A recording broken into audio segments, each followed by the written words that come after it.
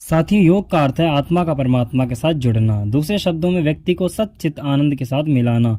गुरु वशिष्ठ ने यह ज्ञान भगवान राम को दिया था, इसलिए इसका नाम योग वशिष्ठ रखा गया। इस पुस्तक में 32,000 श्लोक हैं। श्री राम को समझने के लिए कहानियां बताई गई हैं। उस समय की परंपरा के अनुसार कहानी के अंदर एक कहानी निकलती रहती है। उसके बाद कई पुस्तकें संक्षिप्त रूप में हमारे सामने आईं।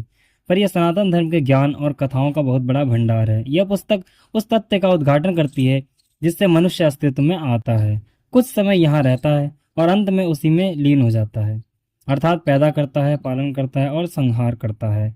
आश्रम में रहकर गुरु से शिक्षा प्राप्त करके राम जी अपने भाइयों, मित्रों और श्रेष्ठ महानुभावों के साथ भारत के पवित्र स्थानों का भ्रमण करने के लिए गए। जब घर आए तो उन्हें संसार के सभी कार्यों जैसे मनोरंजन के साधनों और मित्रों के साथ खेलने से विरक्ति हो गई। साथियों, राजा दशरथ ने भरसक प्रयास किया कि राम का मन सांसारिक पदार्थों में रुचि लेने लगे, पर सब व्यर्थ था। उसी समय विश्वामित्र राजा दशरथ के दरबार में पहुंचे। राजा दशरथ ने उनका भव्य स्वागत किया और आने का कारण पूछा एवं उन्हें विश्वास दिलाया कि उनकी हर इच्छा को शीघ्र ही पूरा किया जाएगा।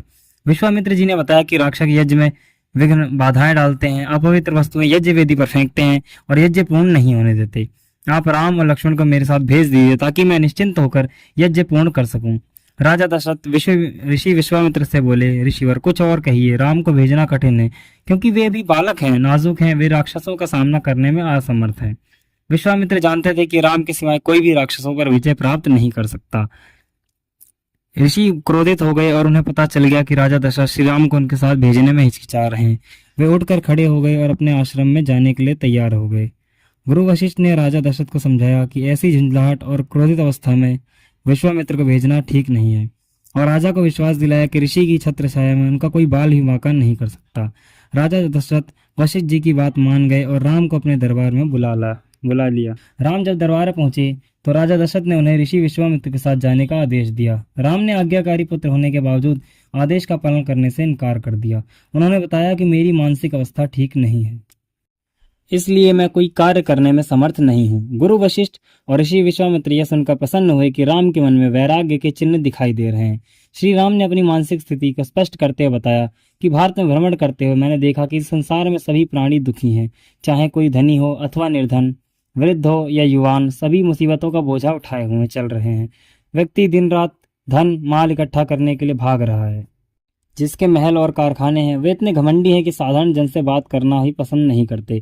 वे समझते हैं कि हम ही सब काम कर रहे हैं। मुझे तो ये संसार सारहीन लगता है। मैं कौन हूँ, मेरे जीवन का लक्ष्य क्या है?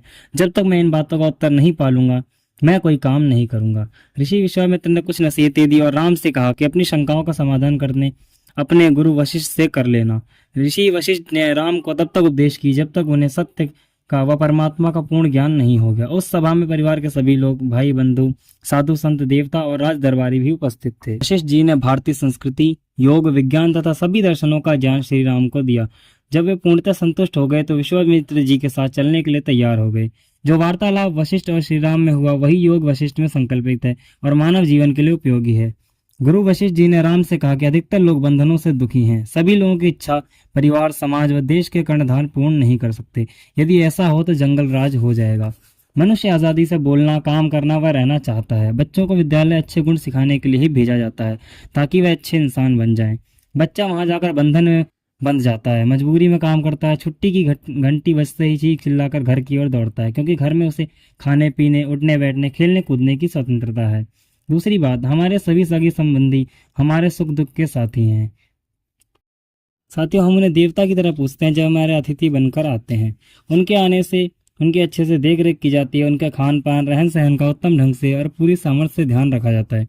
यदि वही संबंधी हमारी इच्छा के विरुद्ध 2-4 दिन की बजाय 15-20 दिन ठहर जाएं तो हम दुखी हो जाते हैं, क्योंकि उनके रहने से हम बंधन में बन जाते हैं पर मुख से बोल नहीं सकते। राम का मनोरंजन करने के लिए वशिष्ठ जी बताते हैं कि कोई ही बंधन को पसंद नहीं करता। इसलिए बंधन ब्रह्मा जी के पास गया और बोला कि मैं कहाँ जाऊं। उन्होंने उत्तर दिया कि संबंधी का मुखट्टा पहन कर आओ, आपका स्वागत होगा। वास्तव में सभी संबंध स्वार्थ पर आधारित हैं। रिश्ते में खुशी ढूंढने के कारण मनुष्य उनकी ताड़ना और अपमानजनक बातें सुनता है जो उसे धीरे धीरे दीमक की तरह चाटती रहती हैं। रिश्तेदारी तभी संभव है यदि दूसरे के वह गुण या संपत्ति जो हमारे पास नहीं है उसे स्वीकार करते हैं, अन्यथा सभी संबंधन है। गुरु वशिष्ठ राम से कह रहे हैं कि साधना करना व ज्ञान प्राप्त करने के लिए अनेक पड़ावों को पार करना पड़ता है। मानव जीवन में कभी ऐसा समय आ जाता है कि जीवन व्यर्थ लगने लगता है। लगता है। इस भावना से बचने के लिए व्यक्ति साधु संतों के प्रवचन सुनने और धार्मिक पुस्तकें पढ़ने में रुचि लेने लगता है। जब मनुष्य में वैराग्य की भावना आ जाती है तो जीवन शैली बदल जाती है। पार्टियों में जाने की बजाय सत्संग में जाने लगता है। कुछ लोग सोते रहते हैं, जागना ही नहीं चाहते। जो लोग अज्ञान की दुनिया से निकलना चाहते हैं वे मन का दीप जलाकर लंबे पथ पर चलना शुरू कर देते हैं। एक ना एक दिन अपनी मंजिल पर पहुंच जाएंगे। केवल इच्छा करने से कुछ नहीं होता, मन को साफ करना पड़ता है, फिर संभल कर चलना पड़ता है कि कहीं कीचड़ में ना फंस जाएं। आसक्ति मनुष्य को काम करने से रोकती है। जैसे डॉक्टर अपने बच्चे के ऑपरेशन के समय चिंतित हो जाता है, तनाव से घबराने लगता है, वैसी ही अवस्था में वह दूसरे के बच्चे का ऑपरेशन करते समय कहता है, घबराओ नहीं, ठीक हो जाएगा। अनासक्ति से ही मनुष्य पथ पर चल सकता है। मृत्यु होने पर सफर अधूरा रह जाता है। मन बच्चे की तरह चंचल है। जैसे माँ बाप पार्टी में जाते समय बच्चों को जबरदस्ती सुला देते हैं, डर के मारे बच्चा आंखें नहीं खोलता। ज्यों ही माँ बाप चले जाते हैं उठकर खिलौनों से खेलने लगता है और थक कर सो जाता है। मन को साधना में लगाने के लिए उसे ईश्वर के बारे में बताना पड़ता है, समझाना पड़ता है। भाग्यवान ही साधना पूरी कर सकते हैं। अनासक्ति, जिज्ञासा, निरंतर अभ्यास मानव को लंबे पथ पर चलने में सहायता देते हैं। हर आस्था विश्वास से मनुष्य जो चाहे कर सकता है।